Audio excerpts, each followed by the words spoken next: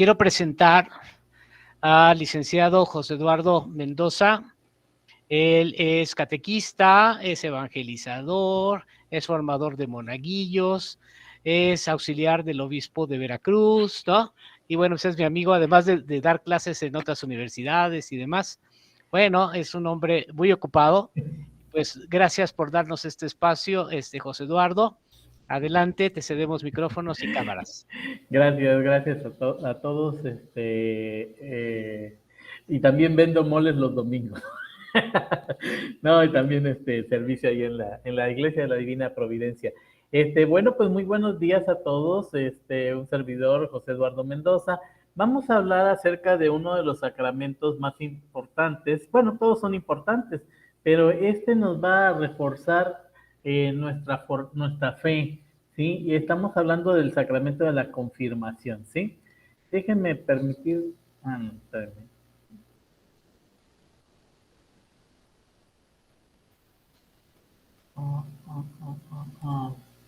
A ver, creo que tengo que hacer algo primero para mostrarlo. A ver. Abajo tienes la flechita, hermanito, una flechita hacia arriba, un cuadrito con una flechita, ahí dale clic. Sí, pero no me aparece en la pestaña el material. A ver, déjenme ponerlo. A lo mejor es eso. Vamos a ver.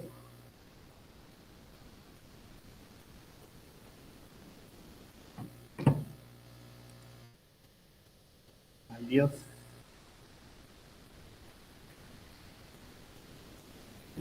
¿Dónde está? Ya lo aquí está. Bueno, vamos a... Ahí ya se ve, ¿verdad? Sí. Ok. Bueno, no lo puedo ampliar a pantalla general porque se me bloquea, pero bueno, vamos a verlo de esa manera. Y pues bueno, agradezco a la Universidad Católica Virtual de Morelos la invitación para esta pequeña plática que vamos a tener. Antes que nada, aquí hay padres y padrinos de confirmación. Sí. Sí, ok, perfecto. Bueno, el sacramento de la confirmación, fíjense que no lo podemos dar ninguna persona más que el propio obispo. He tenido la suerte de estar acompañando a mi obispo aquí en Veracruz, a Monseñor Carlos Briceño Art, y en este sacramento obviamente es el único que puede efectuarlo. Y quizás se pregunten, bueno, pero ¿por qué si están los demás sacerdotes? Esto viene a razón a lo que vamos a leer en unos breves segundos acerca de quiénes fueron los que establecieron eso y por qué ellos tienen esa potestad, ¿sí? A menos de que por alguna situación especial el obispo dé ese permiso a un sacerdote específicamente para esa única ocasión. Pero en términos generales, el sacramento de la confirmación lo da el obispo.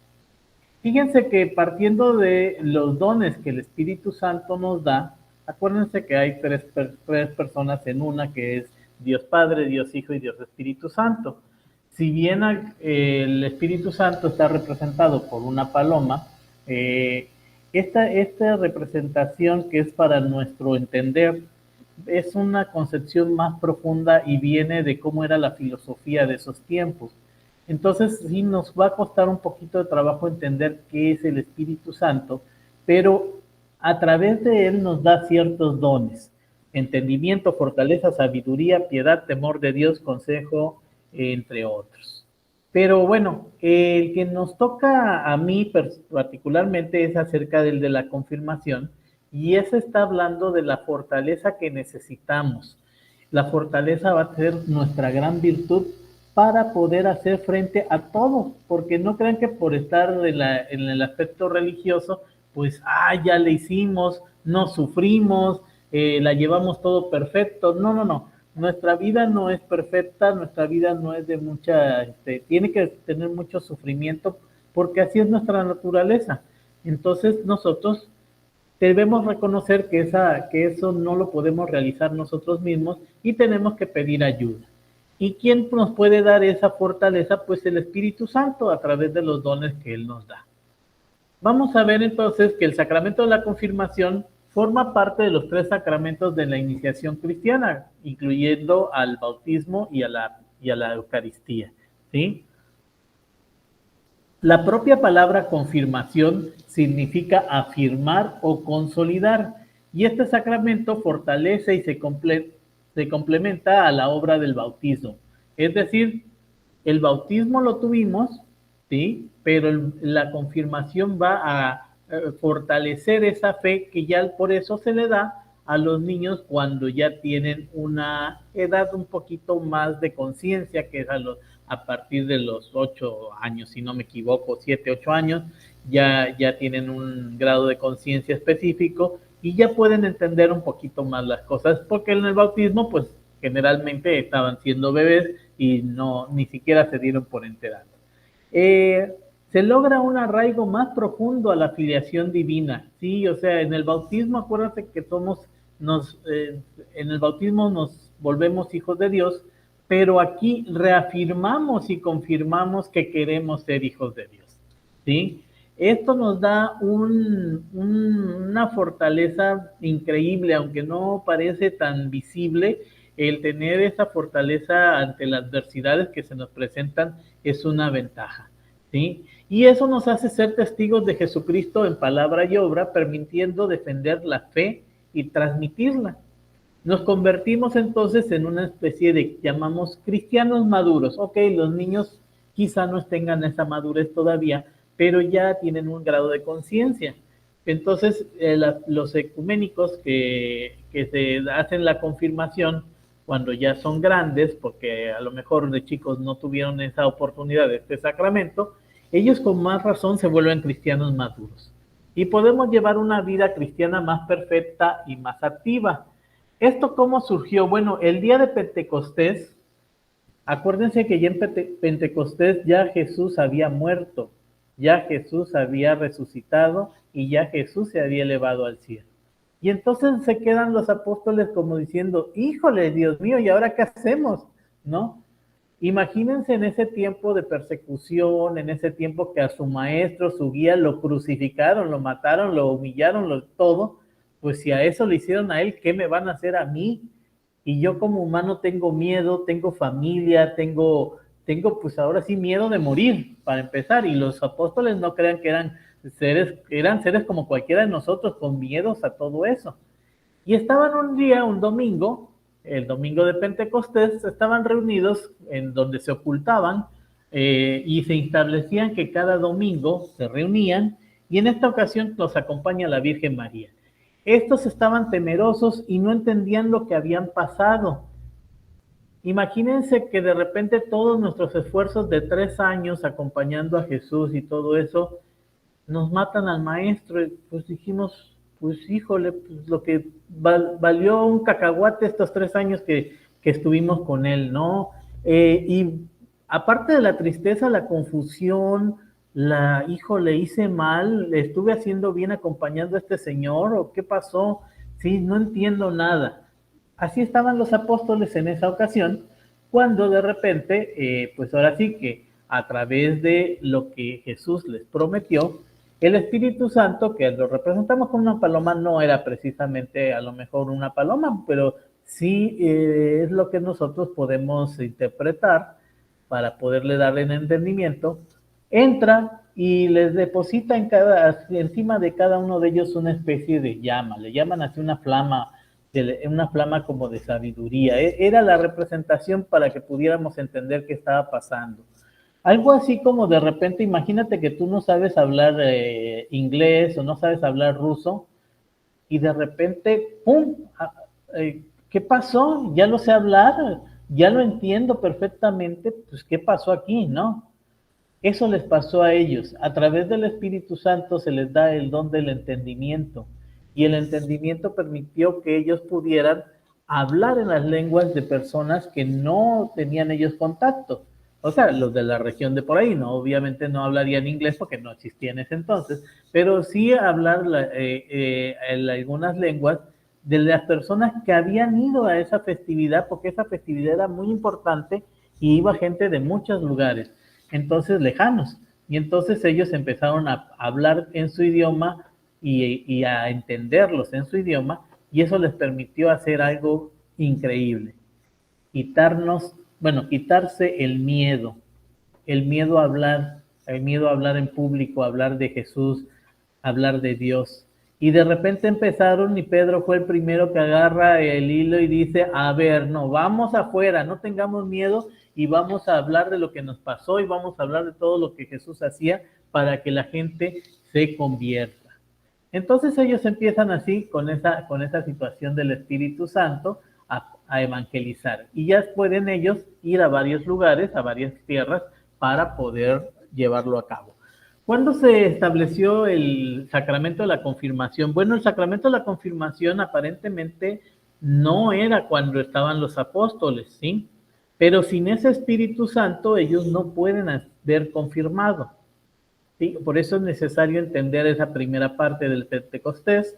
Y aquí el Concilio de Trento, Trento es una ciudad de Italia, allá por los años de 1545 y 1563, es una reunión entre obispos, cardenales, de ahí con el Papa, de ese entonces, y se declaró la confirmación que era un sacramento instituido por Cristo, ya que los protestantes lo rechazaban. En esa época, acuérdense que estaban los protestantes con Martín Lutero, diciendo cosas que a lo mejor no era como, era su interpretación, ¿sí? No vamos a juzgarlos, era su interpretación de ellos, y según ellos no aparecía el momento preciso de la institución de la confirmación. Sin embargo, se sabe, y hemos visto en los pasajes, que Jesús ponía su mano sobre la cabeza de la persona y lo sanaba, y ponía su mano sobre la cabeza de la persona y los pecados se les serían perdonados, etcétera, etcétera, ¿no? Entonces, sí se instituye desde Jesús el sacramento de la confirmación, ¿sí? En el Nuevo Testamento nos narran los apóstoles en cumplimiento de la voluntad de Cristo. Ellos iban imponiendo las manos, comunicando el don del Espíritu Santo, destinado a completar o complementar la gracia del bautismo. Es decir, es un complemento del bautismo. Este sacramento tiene, como los demás sacramentos, materia y forma. La materia del sacramento de confirmación, esto es importante, sobre todo papás y padrinos de confirmación, la materia es la fuerza y la plenitud, ¿sí? Y esto se hace a través de la unción que proviene de un aceite preparado y que es bendecido o consagrado por el señor obispo el Jueves Santo. Aquí en la imagen, precisamente es mi jefe, el señor obispo Carlos Briceño. El Jueves Santo se celebra esta situación del Santo Crisma, en donde él consagra y bendice el aceite que será ungido para las personas que vayan a hacer también su confirmación, ¿sí? Y fíjense algo curioso, la palabra ungido es como anteriormente se le llamaba a los cristianos, o sea, es una derivación. Cristiano viene de ungido, y ungido viene de unción. Unción es que le van a poner en la cabeza, como una señal de cruz, el aceite que ha sido ya bendecido en el Santo Crisma del Jueves Santo, ¿sí? Ese vendría a ser la materia. Ahora, esta materia, que es el Santo Crisma, repito, no lo puede hacer otra persona más que el obispo, ¿sí? La unción debe ser en la frente, por eso los confirmados van a recibir una cruz, van a ponerle el obispo la cruz en su frente, y la forma se refiere a las palabras que se deben acompañar esta unción es: recibe por esta señal de la cruz el don del Espíritu Santo. Y al momento el señor obispo le impone las manos en la persona que va a ser confirmada, ¿sí? Entonces, repitamos rápidamente: la materia es el Santo Crisma y la forma es la frase que recibe por esta señal de la cruz el don del Espíritu Santo, ¿sí? Bueno, si nos vamos a todo esto, fíjense rápidamente, en Hechos de los Apóstoles se estableció que, por ejemplo, cuando ellos se enteraron que los samaritanos ya habían recibido la palabra de Dios, mandaron a Pedro y a Juan para poder refortalecer a lo que Felipe estaba haciendo allá en Samaria. Estos llegaron y fíjense, ellos llegaron y oraron por ellos para que recibieran el Espíritu Santo, porque todavía no había descendido sobre ninguno de ellos, sino que solamente estaban bautizados en el nombre del Señor. Es lo que va a pasar con sus hijos y ahijados. Solamente están bautizados, entonces vamos a orar por ellos y el obispo, en representación de Pedro, porque Pedro es la cabeza de la iglesia, es el obispo de la iglesia principal, entonces ellos como representantes de Pedro son los únicos que pueden hacer este sacramento, ¿sí? Y entonces va a orar y nos van, como dice en el versículo 16, entonces se le impusieron las manos y recibieron el Espíritu Santo. Allí están estableciéndose todo lo que es el rito de la confirmación.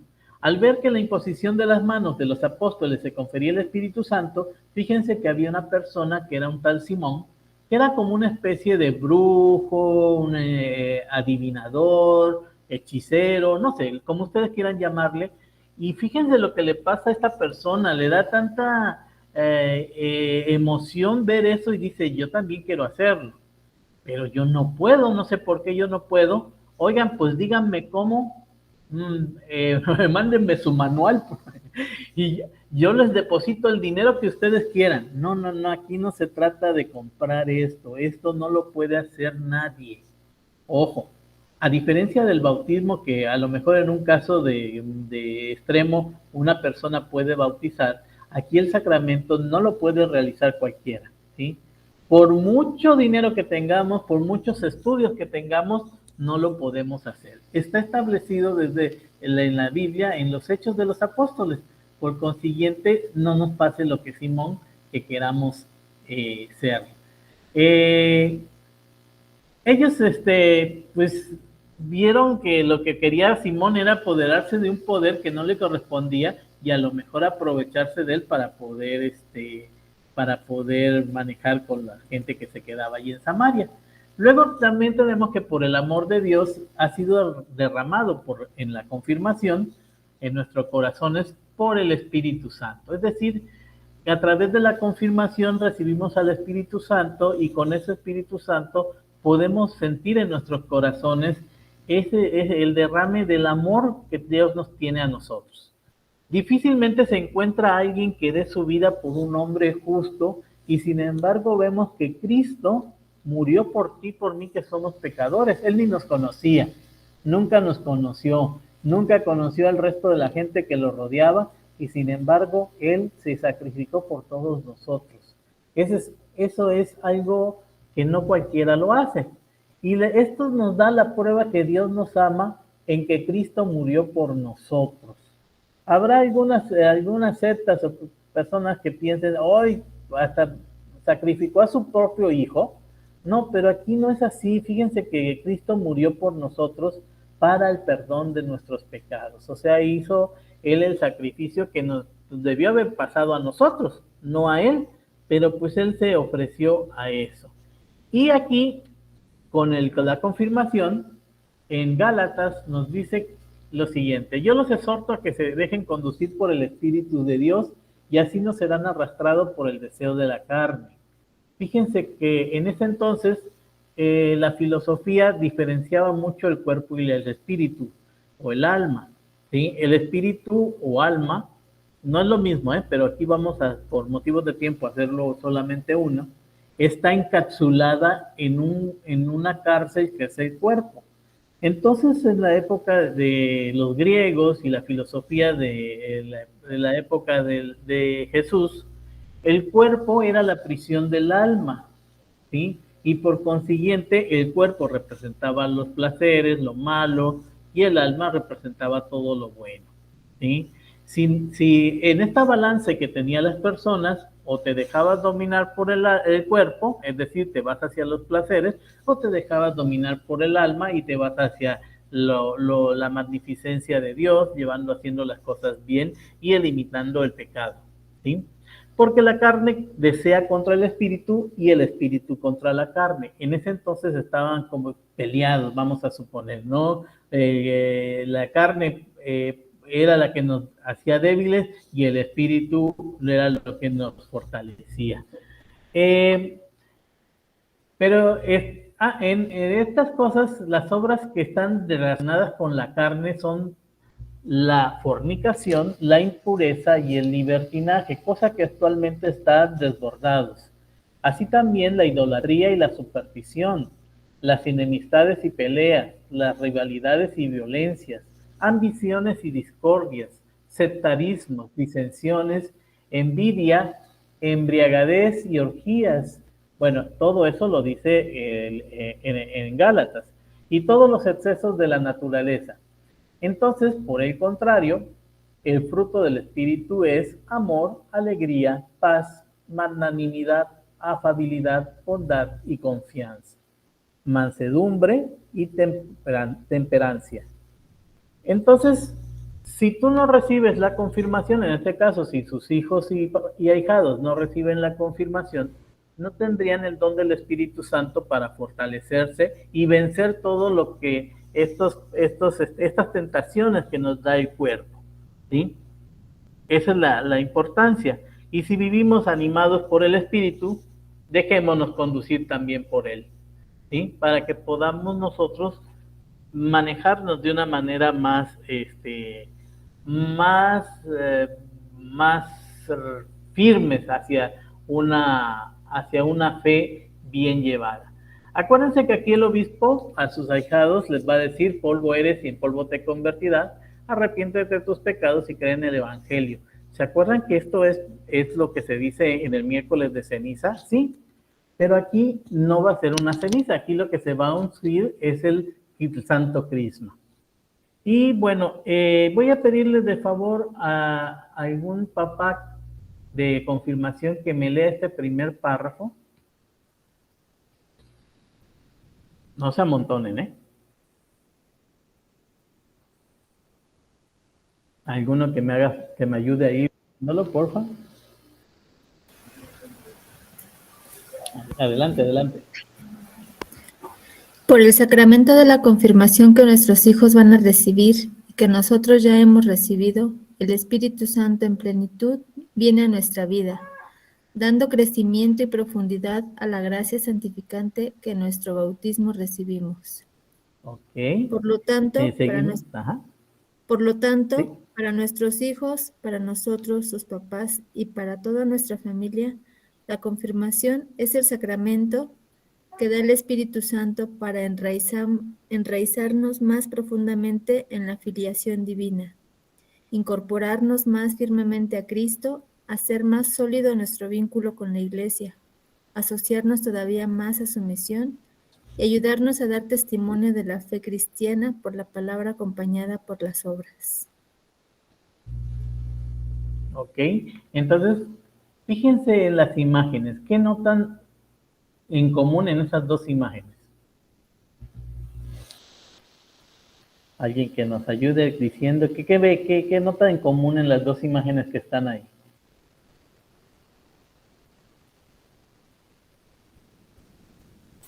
Que imponen las manos.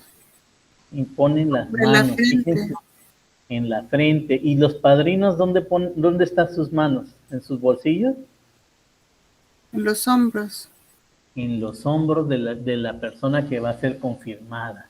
Es decir, estamos transmitiendo nuestra fuerza, nuestro apoyo, ¿sí? Nosotros como padrinos estamos velando por ellos, estamos transmitiendo esa fuerza de no te voy a dejar solo, estoy aquí contigo. Es como cuando le damos la mano al amigo, así a nuestros ahijados aquí. En estas imágenes se ve que la mano es una expresión, es un lenguaje, no de palabras, es un lenguaje. Miren, el obispo hace la unción con su mano y también en esta otra le pone la mano sobre la cabeza del confirmado. Entonces la mano tiene aquí es la expresión propiamente de las palabras que se dicen en el sacramento de la confirmación. Ahora, ¿algún padrino que me ayude de confirmación ya para ir terminando? ¿Qué tenemos que hacer nosotros como padrinos y como papás? No soy de confirmación, pero si quiere leo.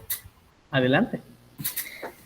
Para responder a las exigencias del sacramento de la confirmación, como familia debemos estar siempre al servicio de la vida, reflexionando sobre el valor y el sentido de esta, y con experiencias de apertura y defensa de la vida misma. A ver, un momentito. Aquí ahorita estamos en un momento muy crítico. Es importante que padres y padrinos nos unamos y pongamos esta barrera contra una filosofía de la muerte, una filosofía que intenta matar a la persona para que no nazca. Que tenemos muchas cosas en contra, tenemos una publicidad en contra para no darle el valor a la vida. Y cuando no le damos el valor a la vida, ¿qué pasa? Nos deprimimos y la depresión nos puede llevar a la muerte a nosotros mismos.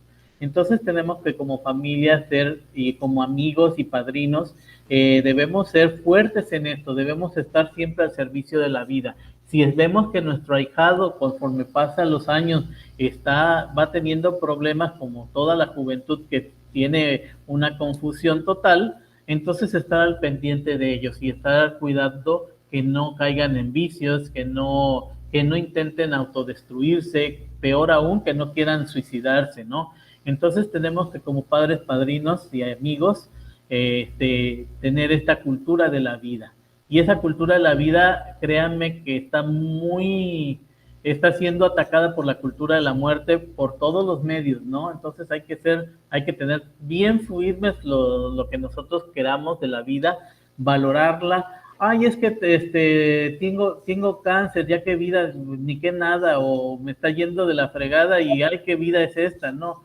Pues hay que verle el lado positivo y hay que entender que esto también son experiencias y si nos tocó algo así, no es por gusto, es porque teníamos que aprender algo. Ay, pues es que estoy en una etapa terminal de algo, o me dio SIDA y ya no quiero la vida ni mía ni de nadie. No, pues hay que entender y hay que comprender qué está pasando y entre todos echamos un montón para dar esa cultura de la vida.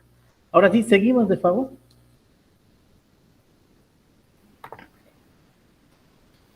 Atender a las necesidades de los demás, de acuerdo a nuestras posibilidades, con generosidad, en particular a niños, ancianos, discapacitados y marginados. Bueno, pues eso es lógico, aquí estar al pendiente de los demás, pero siempre de acuerdo a nuestras posibilidades, ¿sí?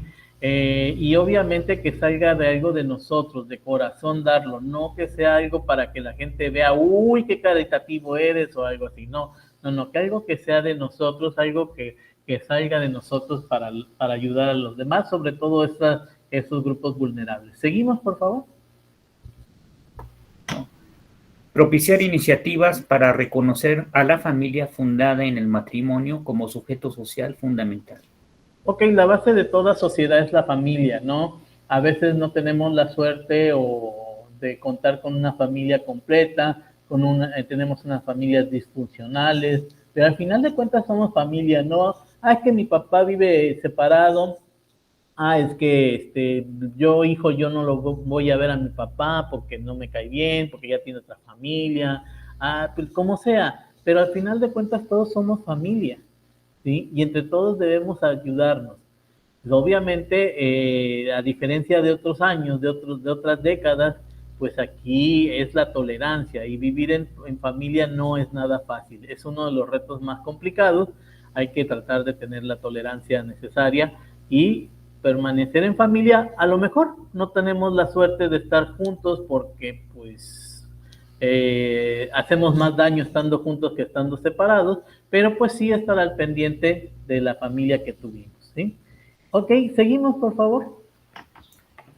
Promover una solidaridad y fraternidad con las familias de inmigrantes, presidiarios, enfermos, etcétera, superando divisiones y discriminaciones raciales, étnicas y culturales.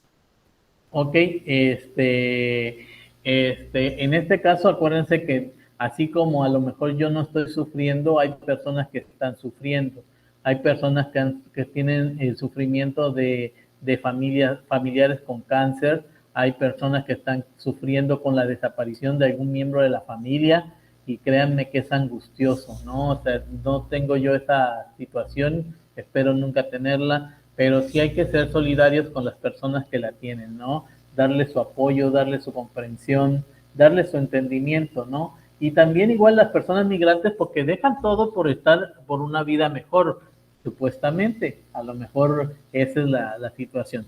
Hay presidiarios que están pagando condenas que no les corresponden. Hay mucha gente que está inocente, pero está metida en la cárcel. Pues a esas personas, si realmente vale la pena apoyar, adelante, ¿no? Hay que tratar de, como católicos, no ser ciertamente discriminatorios, sino para cualquier grupo. Obviamente hay tolerancias para todo, pero no hay que ser discriminatorios. No nos toca a nosotros juzgar a los demás. Dios es el que va a juzgar. No nos toca a nosotros juzgar ni siquiera al sacerdote, ni siquiera a mi hermano, al papá, o lo que sea. Ya cada quien será juzgado, ¿sí? Nosotros debemos de evitar a tener enfrentamientos o confrontaciones por cualquier símbolo de discriminación. Y bueno, en las tres últimas, haciendo en nuestra familia oración y obras de misericordia, sensibilizando cristianamente el ambiente en el cual vivimos, y un diálogo con el alejado o no creyente. Es decir, no porque mi hermano ya se volvió de otra religión, pues deja de ser mi hermano, sino que, pues bueno, vamos a dialogar, y así como como el Papa Francisco lo establece, pues son hermanos separados, pero no por eso dejan de ser hermanos, ¿no? Tengamos el diálogo, no juzguemos, no critiquemos, no nos toca a nosotros juzgar, e invitarlos a que regresen a la Iglesia Católica, invitarlos, porque muchas de esas religiones se crearon por alguna discrepancia entre el Papa y personas que ni nosotros conocimos, y pues a lo mejor aquí, porque no hacemos, la Iglesia no va a cumplir nuestros caprichos, entonces a lo mejor por eso algunos se alejan, ¿no? Pero pues bueno, el que ellos se alejen no significa que nosotros rompamos con ellos, sino al contrario. Hay religiones que efectivamente rompen con su familia, y eso me consta, y eso es muy lamentable. Entonces, en conclusión, ya para cerrar ahorita, la confirmación es un sacramento en el cual recibe su hijo o ahijado los dones del Espíritu Santo para ser fuertes a las adversidades, ¿sí? ¿Y cómo vamos a poder enfrentar todo eso? Pues en unión familiar, y ustedes como padrinos velar por que los papás también hagan sus funciones, y en caso de que ellos no puedan, pues nosotros como padrinos intervenir. Y ya por último, si son padrinos, y pues bueno, me voy rápido, pues la invitación es hacerle partícipe de su evento a María y a Jesús. Ellos, repito, son muy pachangueros, entonces a su festejo que van a hacer de confirmación, también invítenlos, no nada más que se queden allí en la iglesia en la misa y ya nos vamos a nosotros a festejar y ustedes quédense ahí, ¿no? También forman parte de su ¿cómo se llama? De su evento, que vayan a tener próximamente. Pues de mi parte, espero que esta pequeña plática les haya sido un poquito de orientación a lo que ustedes vienen contemplando el sacramento, y muchísimas gracias al licenciado Francisco por esta oportunidad de estar aquí con ustedes.